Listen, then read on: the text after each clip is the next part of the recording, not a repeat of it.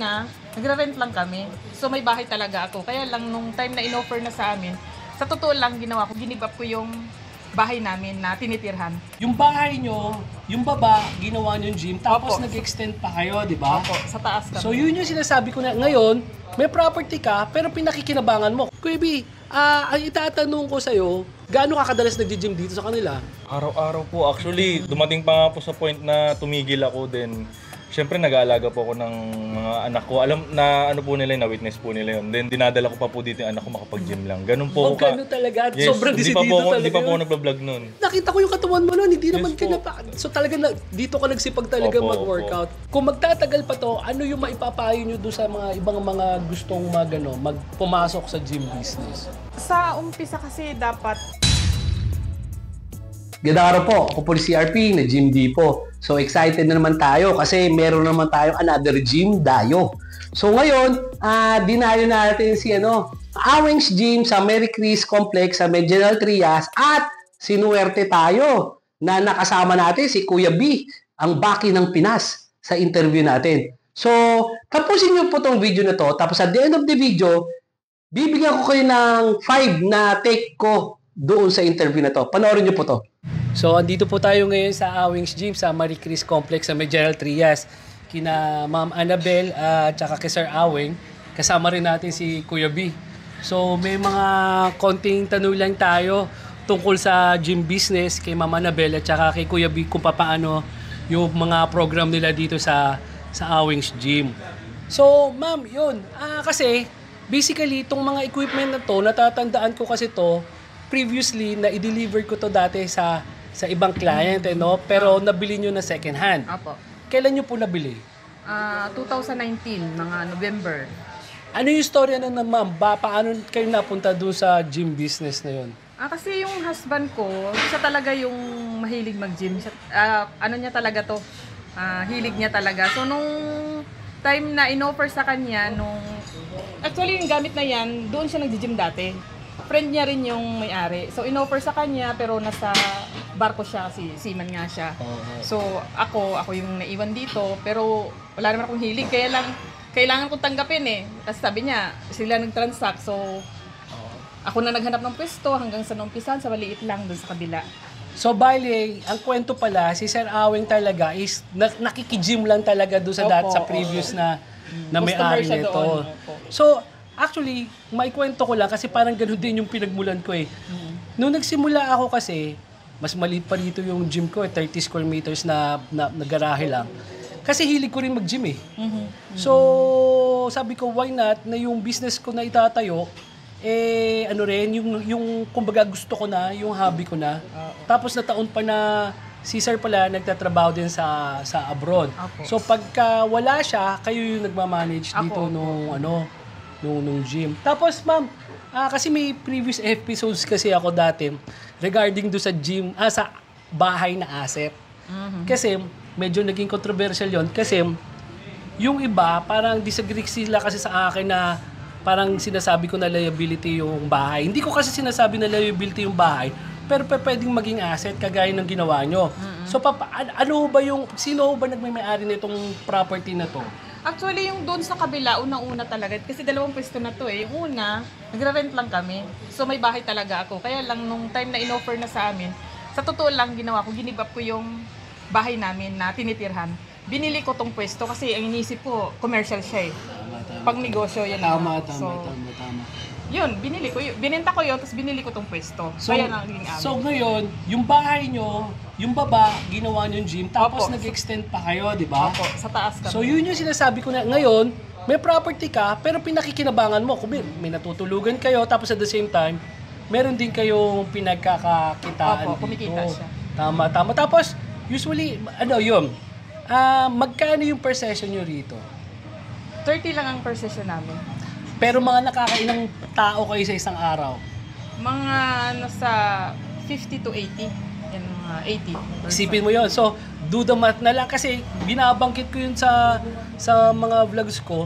Sabi ko nga, 10 tao lang, buhay ka na eh. Kung nasa yung sarili mo yung bahay na yun, tapos wala kang masyadong mga expenses. So, ang maganda kasi dito, nagdalawa na kayo nagtutulungan na mag-asawa habang kumikita si sir sa abroad. Tapos dito, meron din kayo kahit papaano na kumikita. Eh si Kuya B. Kuya B, kasi alam mo, alam mo, kaya ako nakakita yung gym nyo rito, is nakita ko yung vlog ni Kuya B. Tapos nagulat ako, sabi ko parang, kasi nga, yung mga equipment, lalo na yung Super Rack, kami lang yung nag-design noon. Kaya familiar ako doon sa kaya nagiging followers mo talaga ako ever since. So ngayon, Kuya B, ang itatanong ko sa'yo, dito ka rin ba malapit nakatira? Opo, dito lang po talaga malapit. Tapos, gaano ka kadalas nag-gym dito sa kanila? Araw-araw po. Actually, dumating pa nga po sa point na tumigil ako din. Siyempre, nag-aalaga po ako ng mga anak ko. Alam na ano po nila, na-witness po nila yun. Then, dinadala ko pa po dito yung anak ko makapag-gym lang. Ganun po ako Ganun talaga. Yes, Sobrang hindi pa disidido po ako, talaga. hindi pa po yun. ako nagbablog nun. Actually, nakita ko nga pag-minsan yung anak Yung anak mo, ko, yes, pagkasama yung mo ulit pa po, sa yes. vlogs mo pag-minsan. Ganun That's po. good. Tapos yung bago pa po bilihin nila ate to, nag-gym na rin po ako doon. Sa kabila. Kung sino po yung may-ari nun. Tropa ko na rin po sila nun. Tapos nakita ko yung katawan mo nun, hindi naman po. So talaga, dito ka nagsipag talaga Opo, mag-workout. opo. Bali po, nung sobrang payat pa po ako, then, syempre, hindi ko rin talaga hilig yung pag-gym eh. Then may yung kasama ko po, nagtuturo po sa gym. Then sinamahan ko lang po siya, then napaka-boring po talaga. Pero dumating din yung point na yon. Nung nag-try na ako, then parang okay, nagiging hobby ko na siya, sumasarap na alam niyo, napapasarap na. Nahanap na ng katawan mo. Dumating din po sa point na pinagbawalan po ako ng nanay ko. Kasi baka mapilayan daw po ako or what, pero dumarating din po talaga na tumatakas ako para lang mag-gym. Meron pa po yung time na, for example po, magka-close na po yung gym. Di, syempre, pupunta po ako doon. Ako po yung magliligpit para lang mag-extend ng konti yung gym. Dumadating po sa ganun. Oo nga. Alam mo yun ang maganda kasi dito sa community gym eh. Kasi yun yung lagi ko naman pinopromote. Kasi tira mo to dito ka nakatira. Kunyari, may commercial gym na mga 1 kilometro ang layo. Ang punto ko kasi, ba't ka pa pupunta doon sa malayo? Kung nandito sa community mo na, andito Exactly na. po. Kasi wag mo naman sabihin sa akin na yung bench press dun sa commercial na malalaki, mas lalaki katawan mo kaysa dito. 'Di ba? Pareho lang.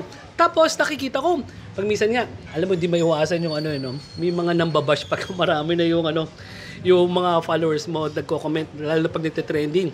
Isa dun sa mga, kaya ako nag-comment dun sa pec deck na ginawa mo, sinampahan mo ng mga plato. Actually, ma'am, yun kasi, dinesign ko yun. It's such a way na pwede mo talagang dagdagan ng plato, tapos balanse pa rin siya. Just imagine, sabi ko nga, parang tanda ako nun baka more than 10 years na yung tong equipment na to. Tapos, kung gamitin mo, parang brand new pa rin siya. Totoo Yun yung po, maganda mas kasi, matibay di ba? po talaga. Sa gym business. Kasi, yan, 10 years, 20 years, nandiyan pa din yan eh. Kaya ako, in-expect ko yan. Pag nagkaedad ka, yung susunod na generation, yung mga anak mo naman ng mga gagamit, Yes po. nandiyan pa rin yung Totoo po. equipment na yan eh. Tapos, kagaya mo, sabi mo doon, tumatakas ka pa sa nanay mo. Balik rin natin, kunyari ako yung magulang, mas gugustuhin ko naman na yung anak ko na dito ma-involve kaysa Exactly sa po. ibang Yes po. bagay. Di ba? Kasi sa ngayon, honestly, noon, sa panahon namin, na pinakamalaking problema, drugs. Pero ngayon, ang nakikita ko kasi pinakamalaking problema, yung inactivity ng mga bata Opo. na naglalaro ng games, Yes, na po. tapos hindi na makapagkapwa-tao kasi mag-isa na lang sa bahay eh. 'Di ba? So alam mo yun yung nakita ko na nagustuhan ko doon sa doon sa mga vlogs mo kasi matyaga ka sumagot doon sa mga talaga sa mga gustong matuto kahit na pag minsan alam mo yung ibang mga nagko-comment parang alam mo yon wala na sa Wala lugar na po pero talaga sa ikaw matyaga ka pa rin kaya kita ko to puro mga bata to nandito malaking bagay Actually, yun yung reason kung bakit 30 pesos lang talaga kami. Kasi ang una-una namin tinitingnan, mga bata. Kasi kahit si Kuya B, sabi niya, ate, huwag ka nang magtaas kasi yung mga bata, magkano lang ang baon yung mga yan. So, kayang-kaya nila yung 30 pesos. Kaysa naman mapunta sila sa ibang bagay, kung saan sila Totoo tatambay. yun, totoo At least dito yun. sa gym, mamamotivate sila. Ang tawag ko nga dyan, good karma, kasi tingnan mo, yung business nyo na nandito, is hindi naman to mga parang beer house o maganda may dudulot sa mga bata na to. Itong mga bata na to, darating naman yung punto parang ikaw, I bet, tumigil ka in a way, siguro, may panahon na tumigil ka, pero babalik ka pa rin Opo, uli eh. opo. Totoo Di po ba, yun. hahanapin ang katawan mo, tsaka lalo na pag nag-start ka kasi ng bata, mas maganda yung training mo, lalo, tinan mo to, ikaw, yung mga natitrain mo, nakikita ko, ikaw, ang laki ng katawan. Alam mo kasi, nung panahon namin, ang basehan lang namin ng information, magazine, Hindi, Ah, totoo po yun. Di ba, hindi mo pa sigurado Kahit din po yung sa akin eh. po, yung sa akin po, tinuturo lang din po sa akin Di ba? that time. Opo. Oo, Hindi po pero tal- ngayon, buti nga yung technology ngayon, dali na ng Internet, makakit yes. sa internet. Tapos kayo ngayon, naituturo mo na ngayon sa mga bata. Bata pa lang, tama na. Kasi ako, nung nagsimula ako mag-gym, ang tagal bago siguro makakita ng epekto. Kasi nga parang alam mo, may mga mali pala na Kumbaga, na hindi ka ginagawa. pa sigurado po dun Totoo, sa totoo. ginagawa mo. Kasi tino mo to, may kausap ka dito. Si Kuya, may isang opinion. Yung kabila, iba na Oo, maguguluhan ka ron. Kaya naguguluhan talaga Totoo, lahat. totoo. Kaya malaking bagay, mami. Lalo dito si Kuya Bina nandito na nagtuturo to sa mga bata. Kasi yung kanya kasi, ano na yun eh, may pruweba na siya eh. Oo. Kasi nung panahon namin, kahit sino na nagtuturo, akala mo okay na eh, di ba? So ma'am, ang tawag dito, kung magtatagal pa to, ano yung maipapayo nyo doon sa mga ibang mga gustong magpumasok sa gym business? Sa umpisa kasi dapat hindi lang yung kita talagang titingnan mo. Dapat may target ka na, may purpose ka katulad niyan. Kami talaga mga bata. Kasi yung mga regular na yung mga matatagal na nag-gym, hindi na yan makukontento, lilipat at lilipat yan, maghahanap yan ng, kumbaga kung saan sila mabubusog. Pero ang mga bata kasi, pag nahubog mo sila dito, pag nasanay na sila, lalong-lalo na yan, mahihiyayan sila pumasok mag-isa sa gym. Yan. Kaya number 1 talaga, dapat, pagdating nila sa magiging komportable sila. Dito na lang yan sila naging magkaibigan. Ayan, si Kuya B, lagi nila, Kuya B, dadaan lang yan sila pero pumapasok sila, kita ni si Kuya B. Then, okay naman kausap, hindi naman sila sinusungitan. Totoo. Malaking bagay. Tsaka ako kasi palibasa tagal na rin namin sa gym business. Alam mo, eventually makikita mo yung mga bata na tinuruan nyo, tapos nagbibinata na, nagkakapamilya na, magiging proud ka kasi yung, alam mo yung disiplina sa gym, na-apply mo yan kahit sa anong aspeto ng buhay mo eh. 'Di ba? So, na-apply nila yung mga natututunan nila. Tsaka maganda dito kasi hindi madamot sa pagtuturo sa information. Alam mo, hindi promise hindi lahat ng gym meron kagaya mo. Alam mo, meron doon talaga na pagkagato na yung kalalaki, hindi na namamansin eh. Number 1 kasi Diba? dapat maging komportable talaga sila sa loob. Kasi mahihiya yan, lalo yung mga baguhan, mahihiya silang pumasok. Yan. Tapos madadala sila pag hindi sila pinapansin or nabubuli sila Yung sa loob. yung last video ko is parang similar to sa ganyan. Kasi marami kasi na porket magaganda na yung katawan, nagbabody shame. Ngayon, sabi ko nga doon sa amin, sa mga gym namin, sabi ko, pag nakita nyo na naglalakad, parang alanganin na magtanong, lapitan nyo na. Kasi alam mo ko bakit? Kasi yung mga beginner, lalo na yung parang walang alam sa gym or may overweight, alam mo, sobrang, kumbaga nilaksan lang talaga nila loob nila para pumunta rito kasi nahihiya ako eh. Tapos pagdating ko rito, lalaki na ng mga katawan ng mga tao. Kaya malaking bagay yung na-welcome sila rito eh. Kasi yun yung nagpapatagal talaga sa kanila na mag-stay dito at maging, alam mo, kagaya niya. Sabi mo, nung una, hindi mo naman hinahanap-hanap eh, di ba?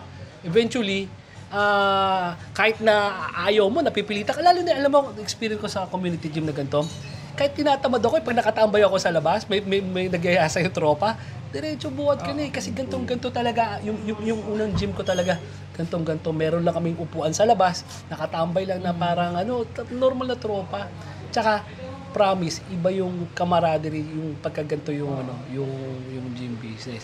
So sige ma'am, hindi ko na kayo patatagalin. I hope tumagal pa tong gym business nyo at saka makapag-workout pa tayo kung ano yung pwede natin gawin. Maraming salamat po ma'am. Thank you. Thank you. So, ayun, napanood nyo po yung interview natin sa Awing's Gym. So, kila Ma'am Annabel at saka kay Sir Awing. Shout out, Ma'am Annabel at saka Sir Awing. Tsaka kay Baki, kay Kuya B ng Pinas. So, ano yung take natin dito? Ano yung lesson na pwede natin matutunan? Kasi, kaya natin inumpisahan tong segment na to, kagaya nga sabi ni shoutout ulit kay Muscle Fad. Kasi ngayon, yung Gym Dayo segment natin ngayon is, hindi lang ako ngayon yung nagsasalita. Kumbaga, hindi lang yung salita ko yung kinukuha nyo. Baka mamaya, inibento ko lang yan. Wala naman pala, hindi mo lang totoo nangyari. Ngayon, meron ng ibang tao na nagpapatotoo doon sa mga sinasabi ko. So, ito ngayon yung mga pwede natin matutunan leksyon doon sa interview na yon. So, again, kita nyo, yung kliyente natin is mag-asawa sila, yung si Sir Awing, OFW. Kung di ako nagkakamali, sumasakay sa barko. Si Ma'am Annabel, entrepreneur. Siya yung nag-aasikaso dito sa Pilipinas ng gym business. Kita nyo, sinabi ni Ma'am Annabel doon na parang napilitan lang siya, kumbaga nabigla siya na napasok sa gym business kasi wala naman siyang hilig dun eh.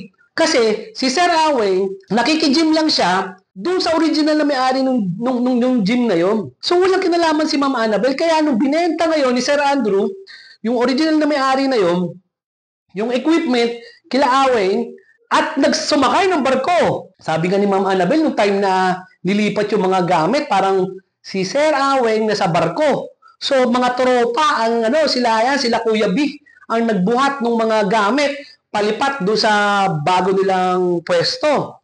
So, ngayon, isipin mo, si Ma'am Annabel, housewife, walang kalaman sa gym business. Pero kita mo ngayon, 2019 nagsimula, 2024 na ngayon. Tino mo, parang expert na magsalita si Mama Annabel. Kasi ganun kadali eh. Hindi ganun kahirap, di ba? So makikita nyo, nagtutulungan itong mag-asawa na to. So, si Sir Aweng, ang nag-motivate talaga sa kanya nung una, kagaya ko, yun yung hobby ko eh, nagbubuhat ako eh. Tapos sabi pa nga ni Mama Annabel, hindi lahat ng barko is, na nasasakyan ni Sir Aweng is may gym equipment. So, di ba, napakagandang investment. Bakit? Kasi nag-invest sila doon sa second hand, mind you, as a second hand, na equipment para gumanda yung katawan at kalusugan nila. Pero at the same time, nagdadagdag ngayon ng income to. Bakit? Ang ganda yung income. Mamaya, i-discuss natin yan. I-discuss natin yung income. Tapos ngayon, yun yung punto ko. Yung previous episode ko, malaki naman ang kinikita ng OFW. Alam naman natin yan. Hindi na natin pagtatalunan yan eh. Pero, hindi porket malaki yung kinikita nung isang party na OFW sa ibang bansa, hindi na tayo magtatrabaho dito. Magandang kombinasyon yun, di ba? Isipin mo, si Sir Aweng na doon sa ibang bansa nagtatrabaho, si Mama Annabel, pinagyayaman niya naman yung business dito. So, do the math, di ba? Sigurado makakaipon ka. At kakaipon mo, sabi ko kay Ma'am Annabel, I dare you. 5 years na kayo sa gym business. Confident na kayo, nakikita yan. I dare you, ulitin niyo uli yung business na yan sa ibang lugar. Kumuha ka uli ng bahay. Iutang mo yung bahay. Yung pambayad mo sa bahay, kinikita ng gym. Di ba? Okay, pero wait lang. Mababalik tayo dyan. So again, mabalik tayo. Yung kombinasyon, iba yung kombinasyon. Pag yung mag-asawa, parehong kumikita. Tapos, syempre, kung yung babae, yung wife, ang may iwan sa Pilipinas, sa bahay, napakahirap din po maging ina ng tahanan. Lalo na kung may mga anak kayo na aalagaan at aasikasuhin. Anong negosyo o anong trabaho ang pwede mong isabay dyan, di ba? Mama Annabel, di ba? Napaka-perfect ng gym business kasi nandyan lang sa bahay mo. And speaking of dyan lang sa bahay nyo, narinig nyo si Mama Annabel, ito yung asset na bahay. Di ba? Yung pinagtatalunan natin dati, na ang daming kumukontra sa akin, na ang bahay daw lagi is asset. Pero sinasabi ko, may mga pagkakataon na liability yan at hindi laging asset yan. At wala rin ako sinabi, huwag kayong bumili ng bahay. Kasi ang dami nag-comment, sinabi ko, na wag bumili ng bahay, doon ako tumira sa kalsada. Kwek. Wala akong sinabi ganun. So anyway, ito yung sinasabi ko, bumili kang bahay. Umutang ka ng bahay. Pero make sure yung bahay kumikita para may pambayad ka ngayon. Kita mo si Mama Annabel. Ang unang niya, kung magigets nyo, yung unang location niya kasi, ito yung baba, ito yung taas, yung baba ng bahay nila, ginawang gym. Tapos sa taas na doon yung bahay. Pero dahil sa lakas ng gym, alam ko, inupahan niya lang, hindi niya pa binibili yung katabi.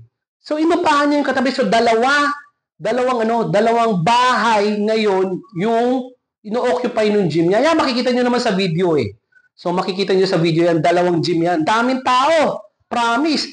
So, ngayon, ito ngayon yung sinasabi ko na I hope marami akong makonvince na when I say na yung bahay, pwede maging asset, pwede maging liability. Itong ginawa nila Sir Aweng, asset talaga to. Kita nyo kumikita. 5 taon na, gaano nakalaki yung kinikita? And speaking of gaano kalaki yung kinikita, kasi lagi ko sinasabi naman na, kino-question pa nga ako. 10 lang nga ang tinatarget ko para hindi kayo masyadong ma-overwhelm. 10 tao lang para hindi kayo ma-overwhelm. Ang magji-gym sa'yo tapos 50 pesos, di may 500 ka. Eh ngayon, narinig nyo ba yung sinabi ni Ma'am Annabel? 30 pesos lang. 30 pesos lang ang gym nila. Sobra na yung mura. Tapos narinig nyo kung ilang tao yung maximum. Umaabot sila ng 80 katao. 30 times 80, magkano sa isang araw? Maaaring hindi araw-araw yun Yun yung pinakamalaki. Pero sinasabi ko, hindi po masama na kumita ng gano'n. Kahit i-average mo 1,500 isang araw yan, hindi na masama yan para doon sa bahay mo. Biro mo yung bahay mo, kumikita ng 1,500 isang araw, 45,000 pesos yun isang buwan. Ang laki nung kapatid. Hindi na biro yun. Maaring hindi kasi laki na kinikita ng Gym Republic. Huwag nyo na maikumpara doon. Pero enough na yun. Hindi na biro yun. Kumbaga, baka masigit pa yun sa kinikita ng isang tao na nagtatrabaho sa Makati na nagko-commute, na gumagastos ng pagkain, gumagastos ng pamasahe. Mas malaki pa ng neto na to. So yun yung sabi ko, na asset yung yung bahay nila. Tapos ano pa? Again, kagaya ni Sir Nino, sinabi ni Ma'am Annabel yan, huwag kang matakot magsimula ng maliit, kapatid. Alam mo nung pinagkatulad ni Sir Nino ng Cyan Gym sa Lubao, tsaka ni Sir Aweng, tsaka Ma'am Annabel ng Aweng's Gym, pinagkatulad nila, nagsimula sila sa maliit. Pareho sila nagsimula sa second hand. Kung di ako nagkakamali, yung gamit ni Sir Aweng na galing kay Sir Andrew is more than 10 years old na yan. Luma na yung design ko. Alam ko, 10 years old. Kasi ako pa mismo nag-assemble niyan kila Sir Andrew eh. Ako pa mismo nag-deliver niyan eh. Kaya alam na alam ko more than 10 years ago. So isipin mo, nagsimula sila doon. Tapos, nung 2021, nung okay na yung mga gym, pumunta si Ma'am Annabel, bumili ng mga equipment sa akin ngayon, nagdagdag ng gym equipment. So, yun yung sinasabi ko. Hindi sila natakot magsimula ng maliit. Tapos nung nagkaroon, dahan-dahan, nagdagdag ng mga gamit. Yung ganun tayo, kapatid. Mas ma-appreciate mo yan. Huwag yung parang ang gusto mo, big time ka agad, na maganda ka agad yung gym mo. Magsimula ka ng maliit, kapatid. Walang masama. Walang masama. Tapos yun, nakita nyo yung lugar kung saan yung gym niya. Napaka-residential. Tabi ng eskwelahan. So ito yung sinasabi ko na, okay, yun, si Marian Dayan ba yun? Okay? Na nag-comment din sa atin na may pinanood siya, si Praktisado Gym. Panoorin nyo rin yan. So, si Praktisado Gym, sinabi niya, mas maganda daw talaga na magtayo ng gym sa highway, sa commercial area. Sabi ko, maaari, pero walang masama magsimula sa residential. Kasi, sabi ko nga, at the end of the day, baka mas malaki pa yung may uuwi nung kita nung nasa residential kaysa nasa commercial kasi mas malaki ang gastos sa commercial. Kita mo, 80 katao na kumakasya dun sa bahay nila Mama Annabel. Masama pa ba yun? Sa residential ka lang. Diba? So, ang concept ko dyan, I hope maintindihan yung mga kapatid, na maganda sa commercial talaga dahil ang foot traffic doon ang dami. Pero tandaan nyo, lahat ng napunta sa commercial, uuwi sa residential. Kung naandun na rin lang ako sa residential, bakit pa ako aalis kung naandun na yung gym? Sinagot niya niyan ni Kuya B, di ba? Ano sabi ni Kuya B? Nandito yung gym. Kahit pa may gym, 1 kilometro malayo na malalaki, magaganda, ba't pa ako pupunta dun? Nandito na sa community itong gym na to. Huwag mo sabihin na mas lalaki yung chest mo pag nag-bench press ka doon sa mas malayong gym. O magbe-bench press ka doon sa commercial gym. Hindi, di ba? So, yun yung doon, yun yung take ko doon. Kaya huwag kayo matakot na magsimula sa residential. Kasi yan, proven ko yun eh. Proven ko yun. Pinatunayan ko sa sarili ko. Hindi yan dahil nakita ko sa ibang tao. Ako mismo, 5 taon ako na nag-operate ng garage gym. Sa bahay ko. Sa sarili naming bahay. So, yung na-build nila doon. So, ganong klaseng gym. Kasi naikumpara ko yan eh. Yung ganong kaliit na gym, kagaya ng kila Sir Aweng at saka kay Ma'am Annabel, nakabuo sila ng community doon. Kagaya niya kay Kuya B. Tinuwa, si Kuya B, dati na nagbubuhat yan doon kila Andrew. So, 10 years ago na rin siya nagbubuhat. Pakita natin yung katawan ni ni Kuya B, ni Baki. Ang payat niya nung nagsimula siya. Ang payat niya. Pero, biro mo, napalaki ng Aweng's Gym. Nang ganito alaki yung katawan niya. Kaya hindi Hindi to dahil maganda yung gym sa commercial, imported yung gym sa commercial, mas lalaki yung katawan mo. Hindi, kapatid. Ito, si Kuya B, perfect example. Pinalaki ng gym bakal. Pero mo kapitbahay mo lang yung gym, lalayo ka pa ba? Diba? Napaka-convenient. Tamad na tamad ka. Yun yung sabi ko kay Kuya B. Pag minsan tinatamad ka mag-gym di ba? Pero pag nakita mo yung tropa na nandoon, nayaya ka. Buhat ka. Tsaka yan si Sir Awe, kinukwento ni Mama Annabel. Kunyari, nagbuhat sa umaga. Kunyari, nag-chest. Di tapos na program niya. Pagdating ng hapon, nandun yung tropa, nag-leg day. Di ba? Napapasabay ko tuloy mag-legs. Di ba? So, yun yung kagandahan ng community gym na nabibuild. Tapos kagaya ni Kuya B. Ako personal opinion ko doon. Bakit ba naging trending si Kuya B sa social media? Simpleng gym baka lang naman yung pinopromote niya. Kaya siya naging trending doon kasi hindi naging madamot tong taon to. Hindi siya naging madamot sa pagbibigay ng information and education sa mga online social media. Pero isipin mo yan, kung hindi siya madamot magbigay ng leksyon, ng turo, ng aral sa social media pagka may mga PM sa kanya, may mga tanong, what more do sa community na yon? Talagang hindi siya nagdamot ng information, tinuturuan niya. Alam mo, walang biro, hindi naman unique yung Awings Gym. Kasi pansinin mo yung mga community gym, yung mga garage gym, mga gym sa bahay, pansinin mo yung mga paligid niyan, yung mga kabataan, ang lalaki ng katawan. Di ba? Pag nagbubuhat ka sa gym, tapos may nakasalubong ka na tao, alam mo na sa isang tingin kung nagbubuhat yung tao na yan Tapos, makikita mo doon sa lugar nila, nakaka-proud kasi yung mga 17 years old, kita mo, ang lalaki na talaga. Bakit? Kasi natuturuan. Nandiyan si Kuya B. Nagtuturuan, nagagabayan. Kasi ako, nung generation ko, ang source of education namin is magazine lang. Magazine lang. So, napaka-limited. Pag minsan, mali-mali pa Pero ngayon, ang technology, ang social media, ang dali na. Tapos nandiyan pa si Kuya B. Kita mo, hindi nagdadamot yan. Hindi, tinuturuan niya yung mga tao doon. At actually, ito yung sinasabi ko, si Kuya B. Ang perfect example ng sinasabi ko na pag magtatayo ka ng gym, maganda yan na may maalagaan kayong mga malalakas magbuhat kagaya ni Kuya B. Kasi malakas makapaghatak ng tao yan. Kasi nagtuturo yan. Yung mga masisipag magturo yan, yan yung naghahatak ng mga kliyente ng mga gym bakal na yan. Kasi kagaya ni Kuya B, hindi siya madamot. Kaya ako naniniwala na nag-trending na naging popular sa social media. Hindi dahil malaki yung katawan niya. Kasi ang dami namang malalaking katawan sa social media na hindi nag-click Pero makikita mo yung tao pagka taos-puso yung ginagawa niya sa community. Hindi siya nagpapabayad para lang turuan ka. Libre yun. So, nagpapasalamat tayo sa mga kagaya ni Kuya B.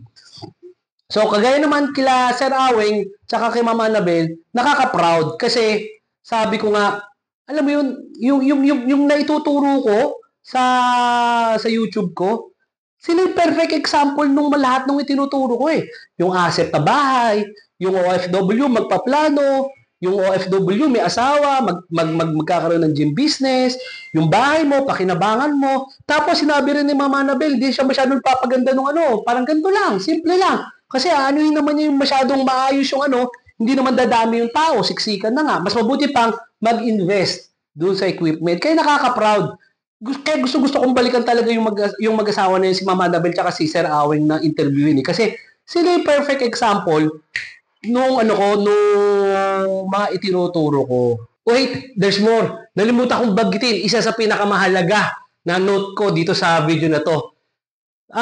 Yung mga gym equipment ni Sir Aweng is more than 10 years old. Malaki factor yon. Ito yung mga nalimutan kong bagitin doon. More than 10 years old na yung equipment na yon. Nakita nyo magkano kinikita nun per day. Computing mo kung ilang beses na niyang nabawi yung puhunan niya doon sa equipment na yun. Kaya nga ngayon, nagdadagdag pa sila ng equipment Di ba? So, ang punto ko rito, it only shows and it only proves na yung sinasabi ko na ang gym business is pang matagalan. Imagine, kung more than 10 years old na yun, kung nagkaanak ka, baka binata na yung bata by that time, kung 7 years old yung anak mo, 17 na ngayon. So, ito, tong gym business na to, Sinasabi ko, pwede mo talaga itong pangpamana sa anak mo at sa apo mo. Kagaya nga, sabi ko nga, yung mga community gym dyan, mag-comment kayo please. Kung na-experience nyo yung sinasabi ko na meron ng matagal ng gym dyan sa area nyo, pero hanggang ngayon, buhay pa, di ba? Pangalawa, gaano katibay ngayon yung gym equipment na yan? Panoorin nyo itong mga videos ni Baki at saka ni Baki tsaka SmartFit kung paano nila ginamit yung mga equipment. Kita nyo, bukod doon sa minamaximize nila yung selectorized plates, either naglagay sila ng plato or naglagay pa sila ng tao mismo, si SmartFit, sumakay doon sa pec deck, pero hindi nasisira. Ganon kaganda yung mga equipment na yan. Kapag reliable at maaasahan na gym equipment fabricator, yung pag-o-orderan nyo, makakaasa ka na pangmatagalan yan. Plus, ang sinasabi ko, yung mga equipment na yan, wala ka masyadong maintenance. Kaya napakaganda talaga ng gym business. So I hope, magkaroon kayo, makakuha kayo ng inspiration sa mga naituro natin ngayon. Plus, follow nyo yan, i-share ko yung link. Paki-follow si Baki ng Pinas, si Kuya Bian, marami kayong matututunan yan. Tsaka ngayon, kasama natin si Kifi, si Jero, alias Kifi Man, tsaka si Kuya B, alias Baki ng Pinas. So, meron tayong bagong social agenda. So, katulong natin yung dalawa na yan na magpo-promote ng no to body shaming. So, yun yung magiging social agenda, isa sa mga social agenda. Turo ni Marcel Fadian na magkaroon ka ng social agenda. Ito yung social agenda ng Gym Depot ngayon. No to body shaming. Ako po si RP ng Gym Depot. Maraming salamat po.